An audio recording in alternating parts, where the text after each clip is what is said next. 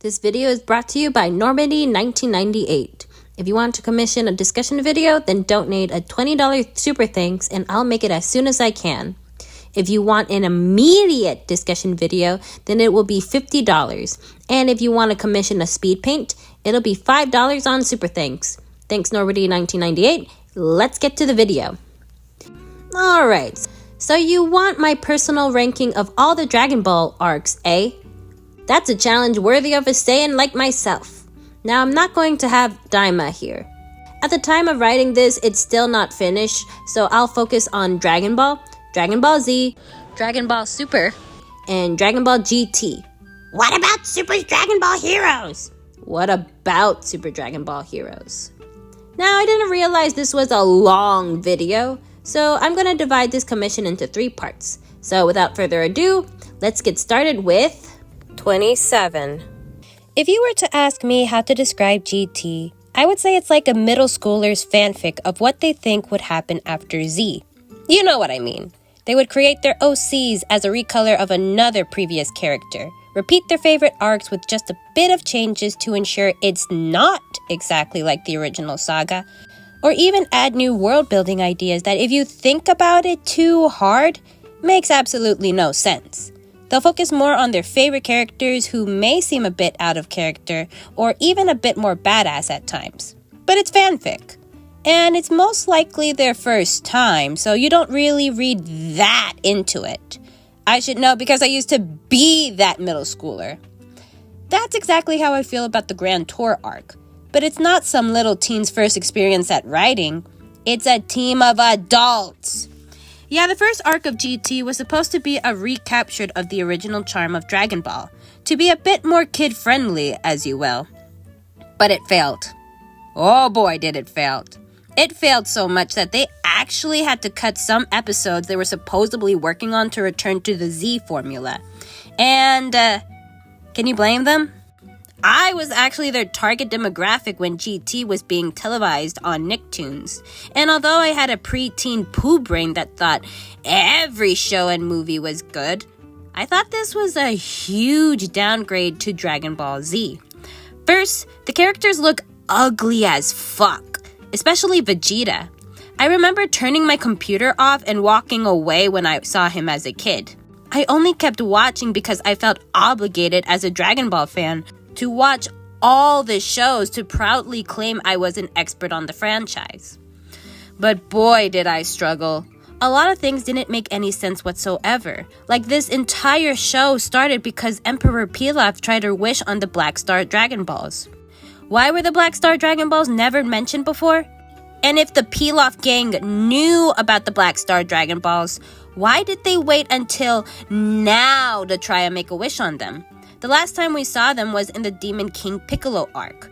Why wait until now to make a wish to rule the world when you are on the brink of death? Even the Battle of Gods movie pointed it out. And why would you try to wish it on top of the lookout if you know the Guardians live there? And there's so many moments like that in GT. There are so many moments that make me want to rage out and scream even when I was a kid. If the gang knows that the Earth is going to blow up in a year, why don't they take their fights more seriously? Why are they sneaking around to get their ship if you can just go Super Saiyan and take them out? Look, Pan has an excuse. She can't turn Super Saiyan. I know Goku likes a good fight, but only to fighters who are worth a challenge. He has shown to get to the point with NPCs, even in this arc. And especially Trunks. Look, Pan is a kid and Goku is Goku, but what is Trunks' excuse? Why isn't he going Super Saiyan? At first I thought maybe this was an alternate timeline, but no, they can go Super Saiyan. They just choose not to for some reason. Wait, Oob just leaves? What the hell? Goku literally left his family for years to train this kid, and you're not even going to use him? Let him go on the Grand Tour. That would be cool. Why doesn't Pan ever go Super Saiyan, especially when Goku Jr. can? Why didn't they just one-shot Tsunama? Did Trunks really want to dress and drag that much? Why don't they want to overthrow the government? Why does Pan let giant bees kidnap her? Why isn't Gohan and Videl trying to get their daughter back, especially when they're friends with Bulma, who can definitely give them a shit? Just fucking why? But if you can somehow look past all these inconsistencies, the biggest sin of this arc is that it's boring. A lot of these mini adventures on these planets go on for way too long, or are a repeat of episodes in Dragon Ball. I was struggling so hard just to keep going when I was young. I was shouting, "Go Super Saiyan," so we can finally move on and hope that it gets better as the series goes forward, which thankfully it did, but it took way too long to get there. You know, it's ironic how the creators wanted to make GT more kid-friendly, but a lot of kids hated it. Again, a lot of kids dropped the show until it got to the Baby Saga, which, if you want a better version of GT, just watch Joe's review of Sonic X Season 3 vs. GT, where I guest starred. But with what we got, there is nothing grand or great about this tour. 26. Hey, Team GD from the past here. I time traveled to the future to ask GT riders one thing. How stupid do you think I am? If the Grand Tour had some inconsistencies, then this saga is filled with inconsistencies shoved in my face. First, it opens up with Dr. Miu and Gero meeting with each other, which admittedly is a cool idea, but you're supposed to lose your body when you get to hell. Yes, I know what the filler says. They lied to you.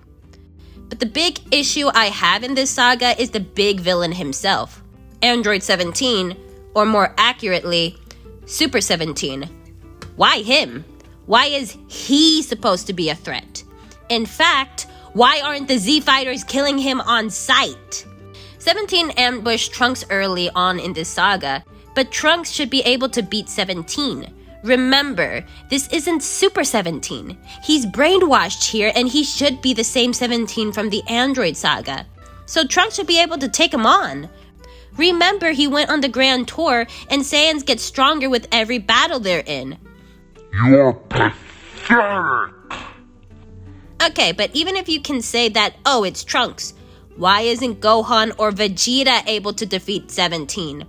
Apparently, Gohan is on par with General Rildo, who Goku says is stronger than Majin Buu, but apparently Hellfighter 17 is stronger than Buu too? And how about Vegeta? You know, the guy who was possessed all of last saga, who would definitely get a Zenkai boost after all the damage he got from Goku? Vegeta would definitely be able to kill each one of these 17s. But even so, I do not believe that 17, even fused with Hellfighter 17, is anywhere on par with Super Saiyan 4. There is just no way that makes sense. Nothing in this saga makes sense. It's like the writers did not give a fuck about power scaling. They just wanted to write whatever they wanted. Fusion Reborn did this concept so much better and managed to do it in one single movie rather than dragging it out for a few episodes. Also, why didn't Gero try to get 18 involved? 18 and 17 are supposed to be around equal power levels, so why not make her get involved? Or why didn't Gero use Cell instead? He's literally in this saga. Wouldn't Cell be a bigger threat because he can absorb any fighter he wants? Don't give me the, he can't absorb anyone in his perfect form, because he can. Look! He tried to absorb Goku. Why not release Cell into the world and wreak havoc? But the biggest question I had when I first watched the saga was, where the fuck is Baby? He died in the last saga. Goku made sure of it. So where did he go?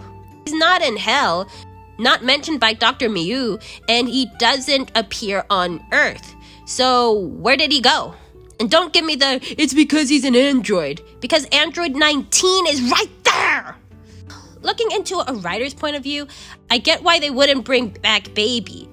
especially since he was defeated in the last saga. They don't want to repeat it so early on, but at least give an explanation. Again, how stupid do you think I am? I wouldn't be wondering where the last villain is. Okay, you may be wondering, is there at least any redeeming qualities in this arc? Well, it's a lot shorter than the other arcs, which is a blessing. Although it has a lot of inconsistencies and issues, it at least got to the point. There are no longer stretching out pointless filler here, outside of Goku and Hell, and are focused on the small one-on-one fights.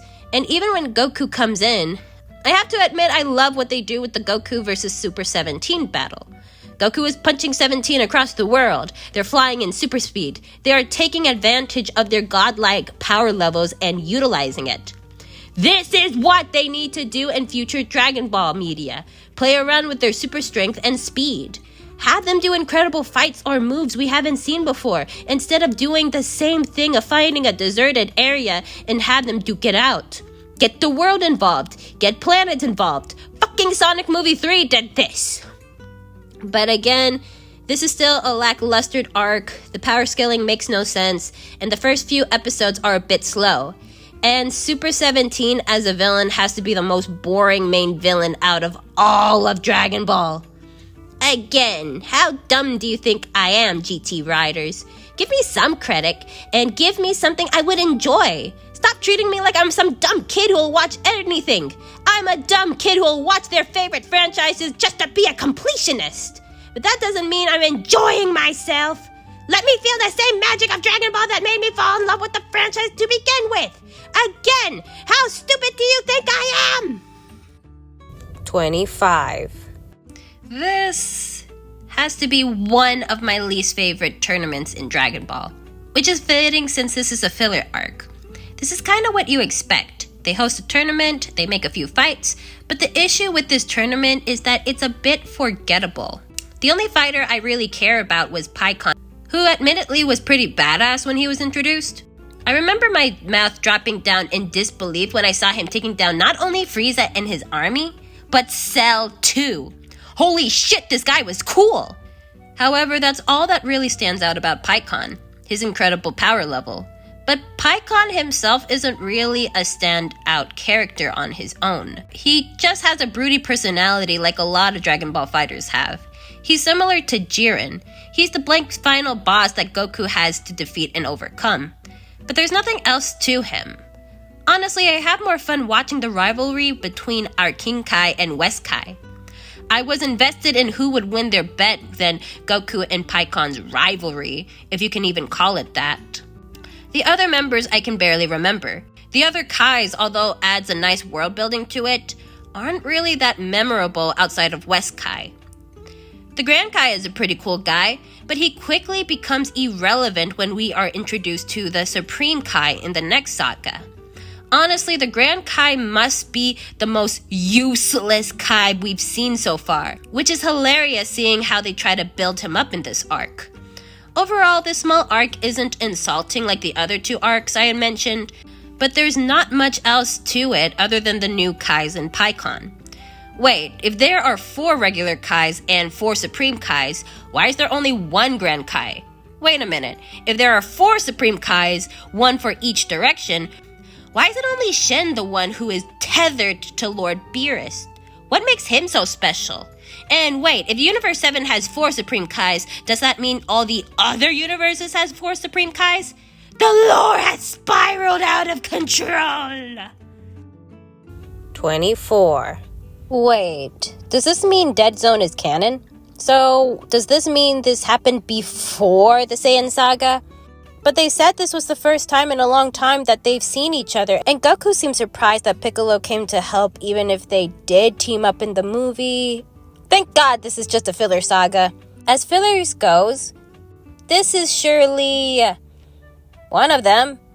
There are a few things that I do like about this arc, like the red water mist, the mind-controlled minions, and hey, no Goku. This makes it so that the side characters can shine and find a way to defeat the bad guy without the MC's help. The issue is, with a lot of filler, it's dragged on for too long. Actually, no, that's not the big reason. The big reason is that it's a repeat of a movie that also repeats how they defeated the villain, which even in the movie is so stupid. The villain opens up the only thing that can contain him again, and again, he's defeated in the same way.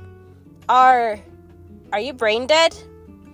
At least the movie was movie length. This is stretched out for a few hours, and it's just so painfully meh. Okay, so is there anything good about this? I like the idea of the red water mist. I do like it when there's a mind control subplot or a corruption subplot. But Baby did it better in his saga. What else do I like? Honestly, I was enjoying more the everyday shenanigans with Krillin, Gohan, and Meron than the actual Garlic Jr. saga. I had more fun with the guys hanging out and being goofy than the actual serious overall arc. Although I do like it when the side characters get a chance to shine without Goku's help, it means nothing if the actual spotlight moment is just this. Give the side characters time to shine like in the Cell Saga, the Tournament of Power, or the superhero movie. Not this. This is just so, meh. The villain is meh, the goons are meh, the threat is a good idea, but in execution is meh. And the way they defeated the villain is so stupid because it's a repeat of the same way he was defeated in the movie. And it's all his fault again. Again for a filler saga. This is surely one of them. Just rewatch the movie, you'll save so much time. But the slice of life episodes are cute. So, there's that. Next saga. 23. It's Trunks' Declassified School Survival Guide. I mean the pre-superhero arc. Finally, a manga-inclusive arc. So a lot of fans did not like this arc, which I can see why. This is a very slice of life mini arc, which a lot of Dragon Ball fans aren't a fan of. They want a fight, they want a tournament, they want a big bad villain at the end, and this is just high school superhero shenanigans. But unpopular opinion of mine, I really did enjoy this. I really liked watching a mini arc about Trunks and Goten being themselves and watch them grow as teens. It reminded me of Gohan in high school, which I also really enjoyed. It was one of my favorite parts of the Majin Buu saga. I wish we had a bit more time to flesh out Trunks and Goten. Come on, fandom, give them a chance to shine. That being said, this is more of a Trunks' mini arc than a Trunks and Goten mini arc. I remember when this arc was coming out, a lot of fans were praising how Goten is finally getting a character and he's finally coming into the spotlight, and I don't see the hype. Yes, he finally got his end of Z haircut. He's no longer a little Goku clone, and he's no longer just a cute kid, but to say that he's his own character or getting a spotlight is really stretching it. He's still Trunks' player too, which if you want to hear more about the problems with Goten, just watch my Goten discussion video. But speaking of Trunks, let's talk about him. We follow him around trying to figure out who's behind the crimes, while he's also trying to win Mai's affection in a classic will they won't they scenario. This reminds me a lot of the superhero cartoons I would watch as a kid. You know, like Spider-Man, Static Shock, or even American Dragon Jake Long if y'all remember. Also, Mai is the one who actually figures things out, and is the one who sets Trunks and Goten in the right direction at the end. So it does give her more development than to just be the damsel in distress or one-note love interest for Trunks to win over like a prize.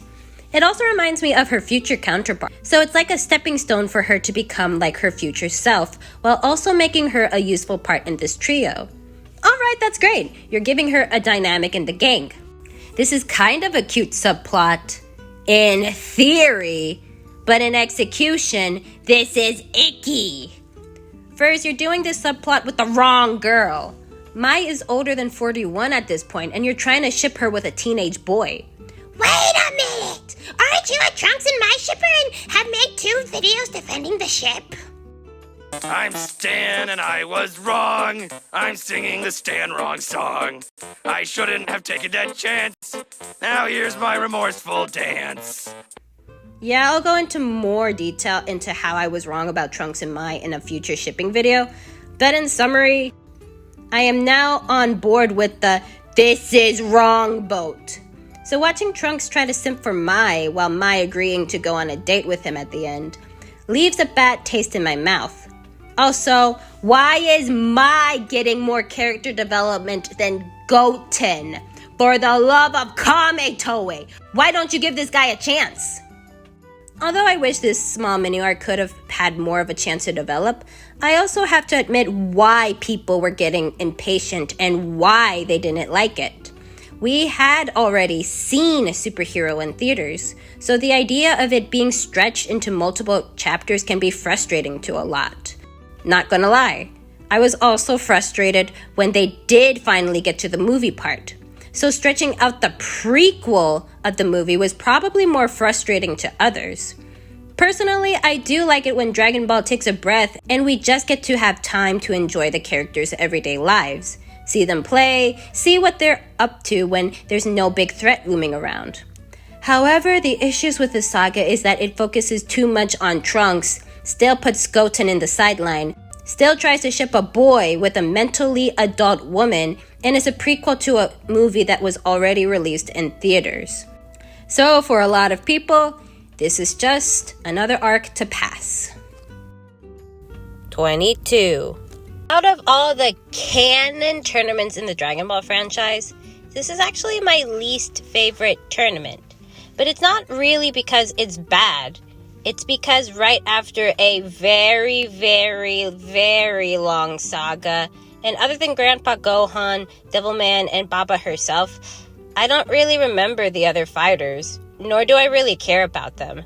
Now what I do remember is the shenanigans that happen in the fights. Krillin having to flash Bulma in front of Roshi to help Yamcha win, Puar and Upa up against Fang the Vampire, Goku being unaffected by Devilman's attack because he was so pure of heart, and of course, the reunion of Grandpa Gohan and Goku. Those are the highlights of this saga for me, especially when Goku just breaks down and hugs his grandpa. I actually did cry when I saw that. It's kind of like how the gang says. Sometimes you do forget that Goku was still a little kid, and this scene really pulls on my heartstrings. Also, the humor is also very Dragon Ball, which can't be replicated in today's time, so seeing it is so nostalgic for me. But the thing that drags this down is a problem that is in the original Dragon Ball, and it's the length. This arc is dragged way too long. I remember I was starting to really feel the dread when I was watching this as a teen. As an adult, I started to really appreciate and enjoy the original Dragon Ball for its humor, its wacky adventures, and seeing the side characters appreciated. As a teen, though... Why not fight? I want to fight! Why want to fight it? Boom! Why no fight it? Boom! Hell, I tried to get my younger cousins to watch Dragon Ball, and they were the same way. But the worst thing is because they didn't start with Z, they did not have anything to look forward. They just thought this was it until I stopped showing them Dragon Ball and showed them Z, and then they were having fun. Controversial opinion here, like very controversial, but I think Dragon Ball could benefit from getting a Kai version like Z did. Shorten the arcs, update the dub. That way kids can enjoy the original Dragon Ball a bit more, because let's face it, kids nowadays have the attention span of a goldfish. And that shows up here the most. There's just certain fights that didn't need to be dragged out, certain episodes that could have been meshed together, and overall, okay tournament. But the fights are funny and highlights Dragon Ball's perverted humor, and my god, do I always weep like a baby when I see Grandpa Gohan and Goku's reunion. It pulls on the heartstrings in all the right ways. Aww.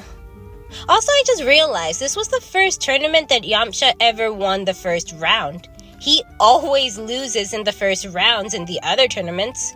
Good job, Yamcha. Here's a gold star. 21. The first saga in Super that isn't based off of the movies. This is the saga that got the fans coming back after about 20 episodes recapping 2 movies and filler in between. It was not worth it for me. In fact, I actually didn't return to Super when this saga came out. I returned during the Future Trunks arc, but I went back to watch the Universe 6 arc to see if I missed any important lore. I missed Zeno, Champa, Hit, and Cabba's introduction. Oh, and Goku can use the Kaioken in Super Saiyan Blue. But that's it. I don't really care about the other players, even Frost. He's just a nicer Frieza clone. Although I do enjoy a good tournament, I enjoy more the Tenkaichi tournaments in the OG Dragon Ball or the small mini Tenkaichi tournament in the Majin Buu saga. I do not really like them anywhere else. I don't know how to explain it. There's just something in the Tenkaichi tournaments that are charming, funny, but action-packed that haven't been replicated in the other tournaments, even in the Tournament of Power. And I'm also that Dragon Ball fan that thinks Dragon Ball is the best when there's a big bad villain that needs to be defeated in the end. But there are good things in this arc, especially the world building. We get the introduction of Universe 6 Saiyans, Vegeta taking on a pupil, and the possibility that they can visit planet Sadala, which I'm still waiting for, by the way! We get more of a picture that there are more universes stronger than Universe 7, which gets expanded more in the Tournament of Power. But this saga is more of a small taste of what's out there. We also get introduced to fan favorite Hit, who's a time assassin. But very unpopular opinion of mine, like very, very, very, very, very, very, very, very, very, very, very unpopular opinion of mine. I actually might get killed myself if I say this, but here it goes. I actually don't care for Hit.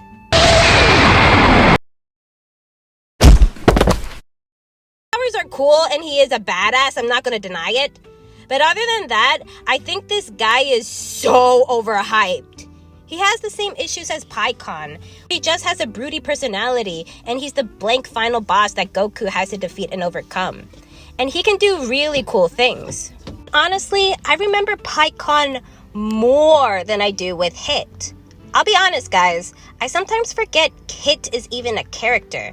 If someone mentions Hit, then it's like, oh yeah, he is a thing, isn't he? I don't know, I just don't see why the fandom thinks he's so cool. I don't even think he looks that cool. He's just not my cup of tea. I know I committed one of the worst sins imaginable, but I just really don't get it. If y'all want, you can let me know why y'all think he's so cool, so maybe I can get the idea.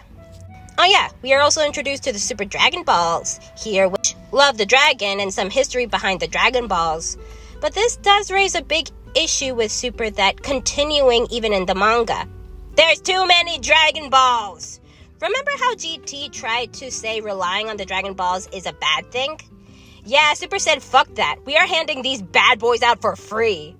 Because of this, there's no more stakes. At least with Shenron, Purunga, and Ultimate Shenron, there were either limits or consequences to using them. Because of this, there's stakes involved. Tensions are created, and the audience are at the edge of their seats if our heroes can win or not. And now with Super Shenron, why should I care? Why should I care if our heroes fail? Why should I care if whole universes are erased? Why should I care at all?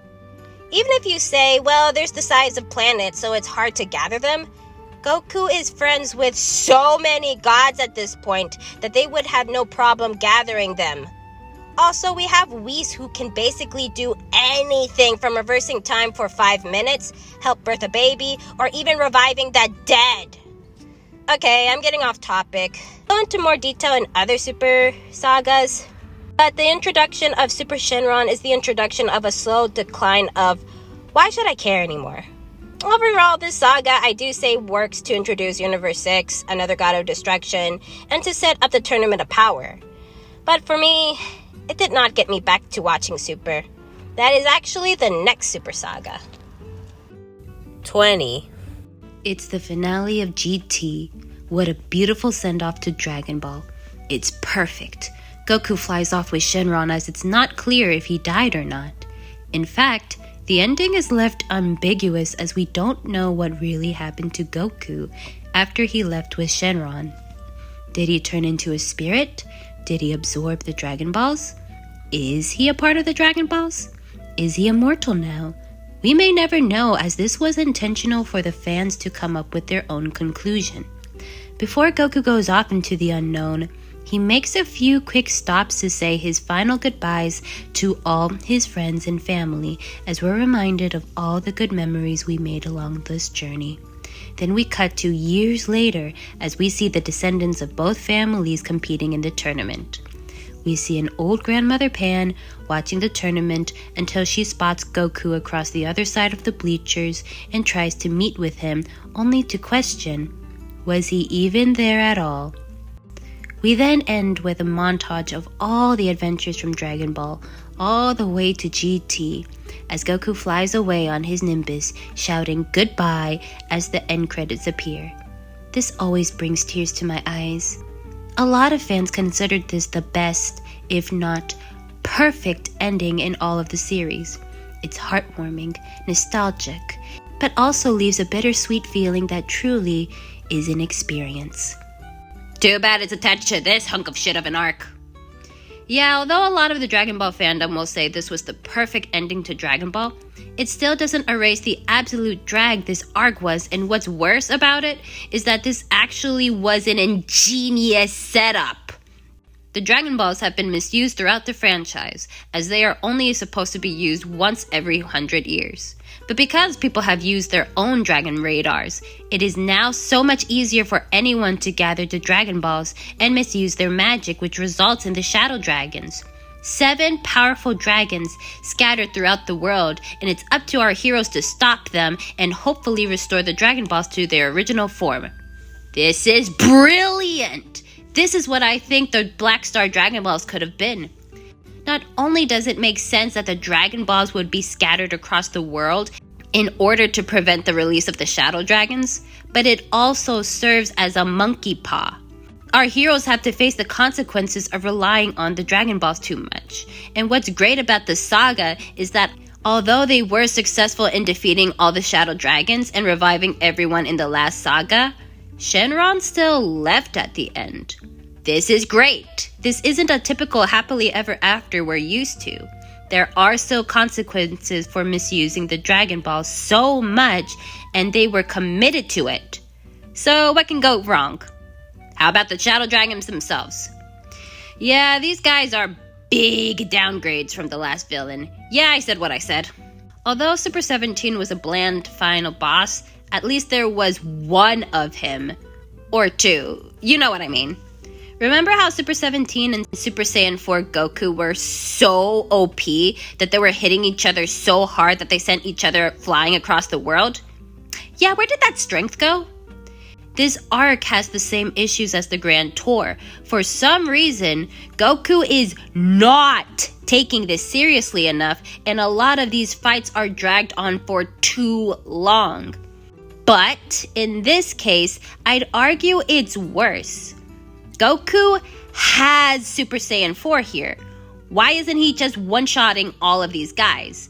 Not only that, why is it only Goku, Pan, and Giru the only ones fighting these guys? Why isn't the rest of the Z Fighters trying to help out? At least in the Grand Tour they were out in space, but here, they're on Earth.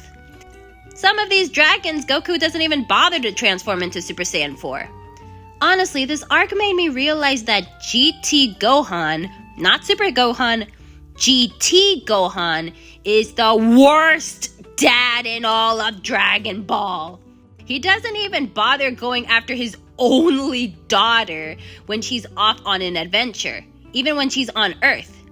This scene proves my point. Yeah, well, knowing our daughter, I'd say those 7 dragons are the ones that need to be worried, not us. Gohan doesn't even know his own daughter! Who does he think Pan is? He isn't aware of all the times she needed to be saved and actually thinks she's useful? My God, he's delusional! See, Gohan's the type of dad that would be like, "Hi, Dad." "Hey, bread." "My name is Pan." "Tomato, tomato." My God, I now realize the truth. Gohan is truly responsible for raising this monster. I guess it's not all Pan's fault. I still hate you, though.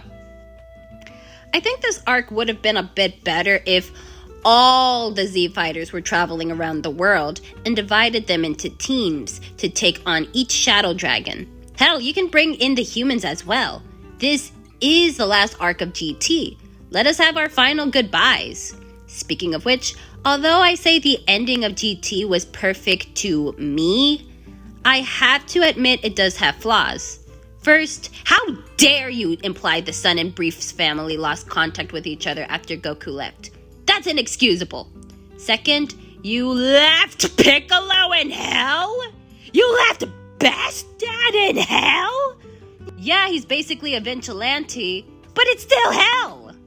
And third, all those heartwarming moments that were montaged were from Dragon Ball and Dragon Ball Z, and only a little bit of GT was shown, which says a lot about GT. I have to admit, this arc is only this high just for the ending and the last 3 dragons, which even they are pretty boring. Again, although the Shadow Dragons are brilliant concepts, their worst sin really is just how one-note villains they are. The majority of them feel like they could be taken out if Goku took things more seriously, and the ones who do matter are still a bore. Well, except for Nova Shenron, he's sorta interesting, but he's not in the arc for that long. Omega Shenron is again a pretty good concept, but he's just one-note evil. Urgh. If I could cut this arc in half, I would put the first 4 Shadow Dragons just above the Grand Tour, and the rest of the saga maybe a bit higher on this list. It's just a weird mess. But I still got to admit, the ending is just so good for me. I still get tears in my eyes when the montage does play, and I bawl every time Goku says goodbye. It's just that good, better than what Super tried to give us. But unfortunately, this arc, just like all of GT, was a great concept, but a weak execution. 19. It's the best saga in GT. They finally got it right. After the first few episodes of pointless filler, we are finally back on track with the Z formula. This is the peak of GT, and it all goes down from here. And it also has a lot of flaws. Okay, first the positives. After sitting through one of the worst sagas of the Dragon Ball franchise, we finally get introduced to Giru's home world, where we are introduced to General Realdo and others. So noted, this part of the baby saga has to be the slowest part because it's the build-up. But I have to admit, I was invested in this part, especially since Goku and Trunks were kidnapped and it was up to Pan, the weakest member of the team, to go save them. Even as a preteen who was already a hardcore Pan hater, I was enjoying her rescue mission until she once again needed to be saved at the end. You couldn't even do one job, Pan! One job! Why are you even here? Okay, putting Pan hate aside, the first part of the baby saga I would describe as a mixture of the Grand Tour arc and what would become of the baby saga. Some of the worst elements of the Grand Tour are still there, but the more the show continues, the more the tone begins to change. Once we finally do get to see Baby, although I have to admit he's a really ugly-looking motherfucker, he does have an interesting backstory. If you watch our Sonic X vs. Dragon Ball GT review, we compared Baby and Zamasu. Although we preferred Zamasu as the overall villain, I have to admit Baby has the better backstory, or at least has a more personal connection to the Saiyans.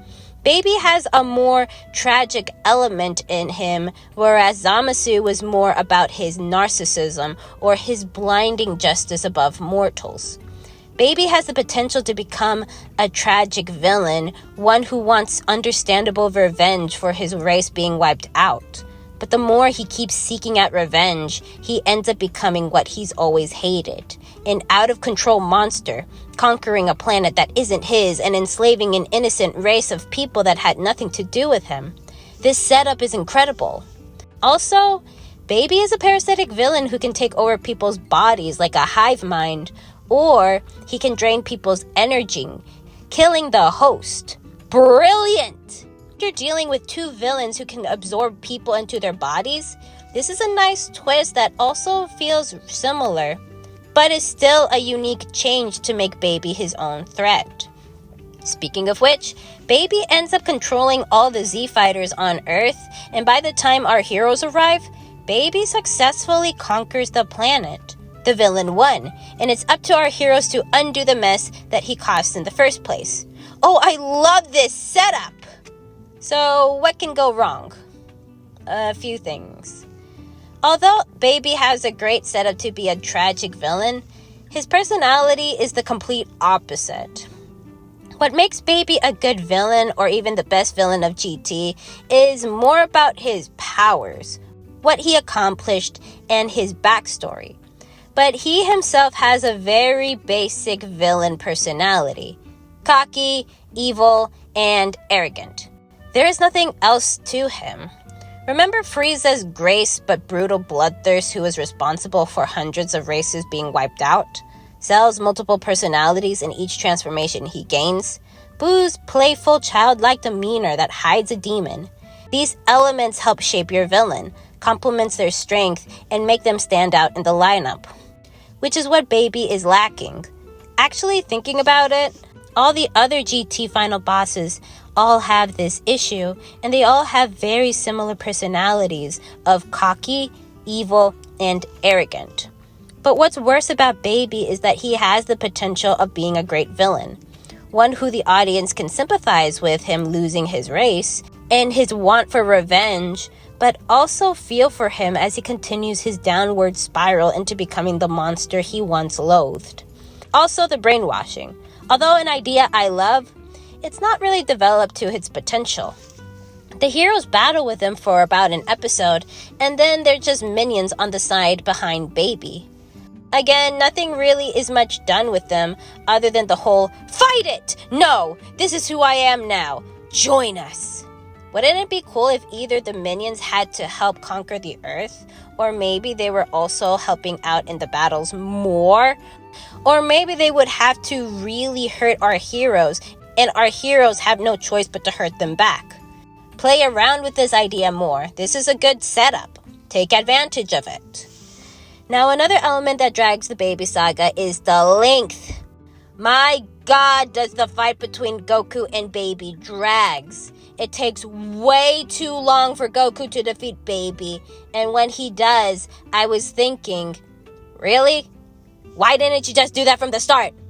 Especially when you have Super Saiyan 4. Like the moment Baby transformed into Ozaru, why couldn't you just have been, "Roar, what are you gonna do now, Goku?" Pluck. Oh no! This fight definitely needed to be shortened. But since we are on the subject, Super Saiyan 4 is badass! My God! They actually made Goku a bit bloodthirsty in this transformation, but still made it in a way where he's not a psycho or an edgelord. It's like he's in his most serious version of Dragon Ball Z, where he still wants a good fight, but he won't give his energy away or give them a senzu bean. Nah, in this form, Goku wants a brawl, but he's not looking for a rematch anymore. This is a one and done deal. You're not coming back. Give me this, Goku and Super! Stop having him learn the same lesson of, "You need to take this seriously, or bad things will escalate." GT Goku doesn't need to learn the lesson. He's handing out the lesson. It's kind of funny how that works, doesn't it?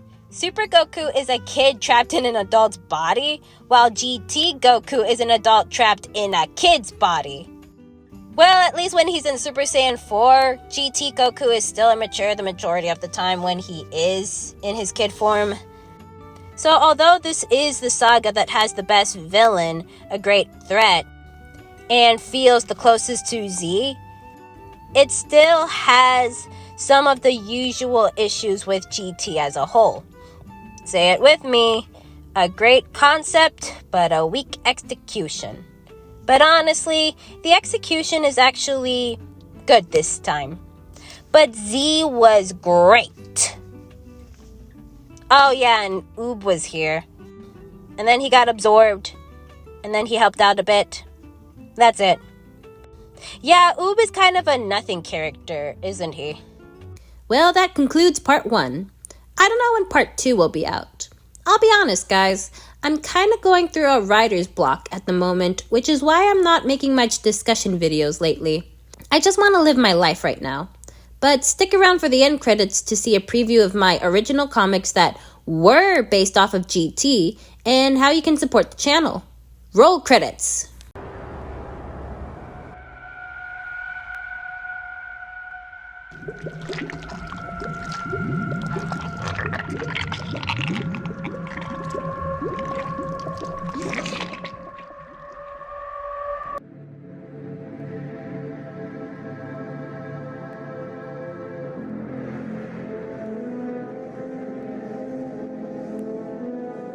We managed to hit 5K subs last year. Incredible! I'd like to thank all my Patreon members and channel members for helping to fund the Goten Black project. Now let's see if we can get to at least 7.5K subs, or even better, 10K subs. But Goten Black Is still going, but only if y'all behave. And support us! Right now, you can read 5 new pages of Goten Black every Thursday Eastern Standard Times. Or you can sign up for our $5 tier to get all the benefits from our $3 tiers and get 2 picks from me every month. And right now, you can read our Goten Black Remastered series every Friday. Or you can sign up for our channel memberships here on YouTube and read new Goten Black no audio updates every first Friday of the month. Thanks, guys, and stay unhinged. Or at least the good kind.